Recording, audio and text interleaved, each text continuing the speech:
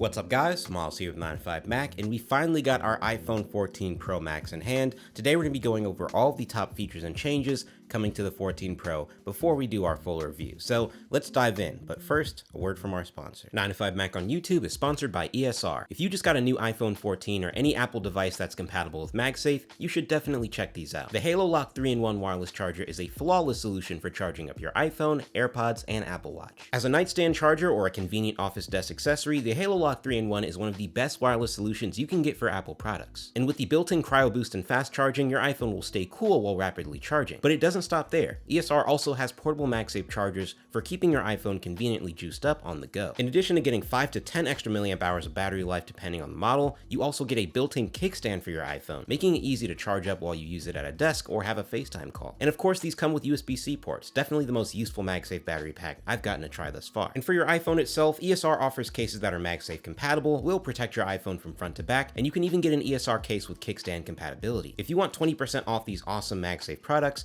be sure to check out the link in the description below. And a big thanks to ESR for sponsoring 95Mac on YouTube. Let's firstly unwrap the 14 Pro Max and see what we're rocking with from a packaging standpoint. Pretty much the same as the 13 Pro Max if you're familiar with that. Inside we've got the phone itself, a lightning USB-C cable, and some stickers and documentation, standard stuff here. Gone are the days where you spend more than 15 seconds going through Apple packaging. Apple obviously isn't going to let you use the cases for a previous generation phone, no matter how little changed aesthetically, so the dimensions on the 14 Pro Max are slightly different than the 13 Pro Max. The 14 Pro Max is 0.5 millimeters less wide and has 0.2 millimeters more depth, which is obviously visually indistinguishable to the human eye, but of course that's just enough to make sure you add an extra 50 to that cart order when you buy the new iPhone. The first new aesthetic change to the iPhone that you'll actually be able to notice is this new color. Apple's calling this purple deep purple, and this color is pretty similar to the iPad Air colors in the sense that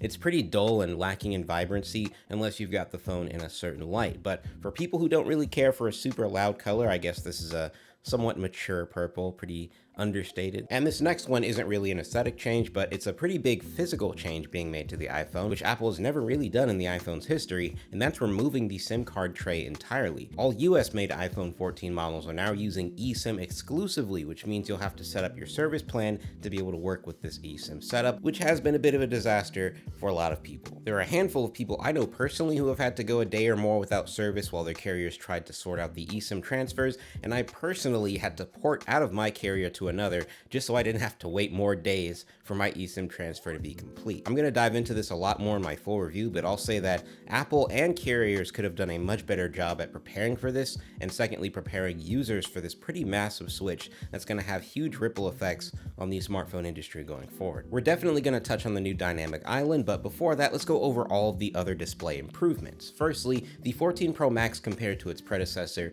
features a slightly higher resolution and PPI with a 2796 by 1290 display with 460 pixels per inch, as opposed to the 13 Pro Max's 458 PPI. This difference is pretty negligible, but there are some display changes you definitely should notice. The first is that the 14 Pro Max features a notably brighter panel that can hit 2000 nits of peak brightness in sunlight and 1600 nits of peak brightness when watching HDR content. The 13 Pro Max would only achieve 1200 nits of max brightness, so this is a pretty significant jump. The display also now has an always on mode, and you can turn this feature off in the settings if you'd like, but this way, unless your phone is in your pocket or face down, you'll always see any active notifications, your wallpaper, and widgets in a slightly dim state. A lot of people have been debating whether this is a true always on display mode, but we'll definitely get into that a bit more in the full review. There isn't really any customization for this feature, so it only works in the way Apple has it set up here, but if this is something you've been wanting on your iPhone, you can finally use it with the 14 Pros. But outside of all that, the actual display capability of the 14 Pro Max is mostly the same as the 13 Pro Max. Realistically, most people who are upgrading to this phone from a 13 or 12 Pro probably just thought the new dynamic island looks cool, and indeed it does. This is Apple's official replacement for the notch that we've had for just about 5 years now, and opposed to the notch, there are some actual functional benefits to be had with this new dynamic island. So when you've got the screen against bright lighting, you can see that this isn't just one pill, it's two cutouts within the display, and Apple is just filling in that gap with software. The dynamic island plays heavily into how you're going to be using this phone now. It's the new hub for displaying prompts like AirPods being connected, incoming phone calls, Face ID authentication, ongoing media being played, things like that. For example, when I'm playing music here, I can tap on the island and it'll expand upon that and give me more details and options if I want to scrub through the song or skip tracks, things like that. Overall, the dynamic island isn't allowing you to do anything new with the iPhone, but it's a nice quality of life touch that so far I think they executed really well on. The 14 Pro and Pro Max are running Apple's new A16 Bionic chip, which features the same core count for the CPU, GPU, and neural engine as last year's A15, but the A16 is built on a 4nm process, which on paper should improve efficiency. When taking a look at Geekbench scores for the 14 Pro Max, it's pretty evident that power gains aren't very substantial here, with less than a 50% improvement in CPU and GPU performance. But having the A16 be based on a 4nm process means that the 14 Pro should consume less power trying to do the same things as the 13 Pros. As far as general performance, my initial impressions are that it's very fluid and snappy, just like my 13 Pro Max still is today. Lag and instability have been nowhere to be found for me so far, and I'm looking forward to testing the performance a bit more before we release our full review. And I'm sure there isn't actually anyone trying to jump from a 12 or a 13 to one of these because of the A16 chip, but if you're considering it, just know that you probably shouldn't, as the performance difference is next to indistinguishable from last year. All iPhone 14 models this year, including the Pros, are equipped with the new ambient light sensors on the back of the phone, and these sensors are used to help adjust auto brightness for the display and auto exposure for the camera system. So improved sensors means improved performance in both of those areas as well, which is nice to see. Another new nerdy but useful feature exclusive to the Pros is a new dual frequency GPS system. This is going to allow for better location accuracy when in places with obstructions like buildings and trees and stuff like that. I'm sure all of my Apple Maps users will greatly appreciate this. There is an area where the 14 Pro Max is technically downgrading from the 13 Pro Max, and that's in the battery capacity. The 14 Pro Max comes with a 4323 mAh battery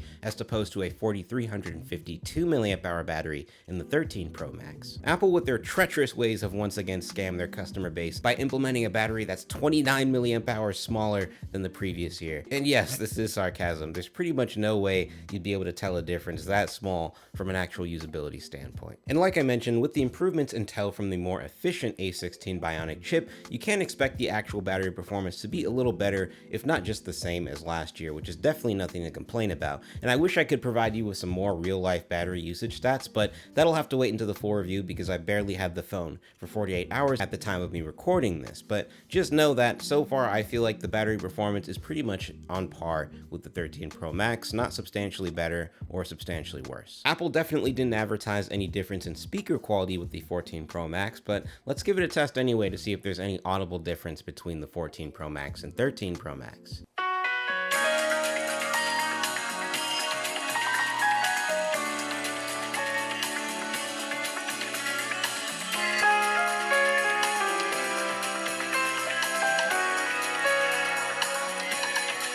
As with any new Pro iPhone, the bulk of the upgrades are going to be in the camera system. So let's dive in and take a look at everything that they've changed here. The biggest and most marketed upgrade from Apple is this new 48 megapixel quad pixel main sensor that's replacing a 12 megapixel main sensor in the 13 Pros. In terms of the details you'll be able to retain and the size of the files, this is definitely a substantial upgrade on paper. And this new main camera comes with their second generation sensor shift OIS technology and 100% focus pixels for faster autofocus. And because of this new sensor, you've now got a 2x and a 3x telephoto option as opposed to just a 3x in the 13 Pro. So there are 4 different zoom options within the camera UI now. We're going to definitely give some more in-depth thoughts on the camera system as a whole when we publish our full review, but till then, here are some initial test photos I got with the phone, and so far I can definitely tell a difference in performance without putting it side by side with the 13 Pro Max, but I'm not sure if most people who aren't tech enthusiasts will. You've got slightly more natural depth of field and detail around certain edges, but this new camera certainly isn't blowing the 13 Pro out of the water from my initial testing. And if you're aware that more megapixels doesn't automatically equate to a better looking photo, then you probably didn't expect a massive jump anyway. The front-facing camera has also gotten a slight improvement in the hardware department. Firstly, the selfie camera is now using an f1.9 aperture lens as opposed to an f2.2, and the sensor now has autofocus with focus pixels, meaning you get much more accurate focus on subjects in the frame, and you'll have more control on how the focus looks within the photo or video. And when it comes to the video side of things, there are two new features to take note of. The first of which being a new action mode, which stabilizes your footage when you've got the iPhone handheld and are moving around with it. And you would think that it's going to crop in on the frame, but you're actually gaining some field of view when switching from the normal lens to this action mode. So you're not losing any decent chunks of the frame. But I gotta admit, this is pretty impressive stabilization and definitely something you could rely on if you needed to. I honestly thought the way they presented this feature in the keynote was a bit blown out of proportion, but this feature genuinely works very well. And the second new feature isn't really a new feature, but just an upgrade to an existing one. You can now shoot 4K video in cinematic mode on the front and rear cameras, as opposed to just 1080p on the previous models. I always thought it was weird that we only got 1080p for cinematic mode last year, so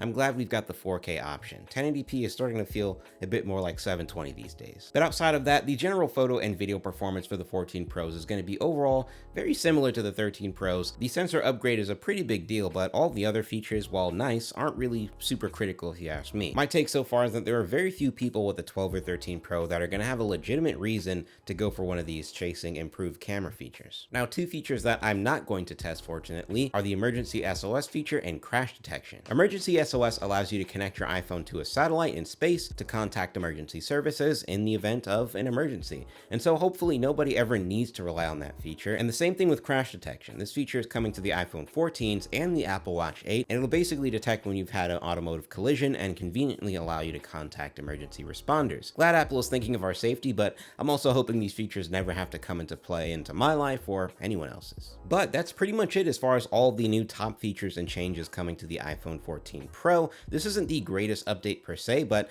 I think a lot of what they have brought to the table is pretty solid, especially if you're upgrading to this from an 11 or older. You'll absolutely love the 14 Pro Max. But make sure to give this video a thumbs up and subscribe to the channel because our full review of the Pro is coming very soon. Thank you all for watching, and I'll talk to you guys in the next one. 9to5Mac on YouTube is sponsored by ESR. If you just got a new iPhone 14 or any Apple device that's compatible with MagSafe, you should definitely check these out. The Halo Lock 3-in-1 wireless charger is a flawless solution for charging up your iPhone, AirPods, and Apple Watch. As a nightstand charger or a convenient office desk accessory, the Halo Lock 3-in-1 is one of the best wireless solutions you can get for Apple products. And with the built-in Cryo Boost and fast charging, your iPhone will stay cool while rapidly charging. But it doesn't stop there. ESR also has portable MagSafe chargers for keeping your iPhone conveniently juiced up on the go. In addition to getting 5 to 10 extra milliamp hours of battery life depending on the model, you also get a built-in kickstand for your iPhone, making it easy to charge up while you use it at a desk or have a FaceTime call. And of course, these come with USB-C ports, definitely the most useful MagSafe battery pack I've gotten to try thus far. And for your iPhone itself, ESR offers cases that are MagSafe compatible, will protect your iPhone from front to back, and you can even get an ESR case with kickstand compatibility. If you want 20% off these awesome MagSafe products, be sure to check out the link in the description below.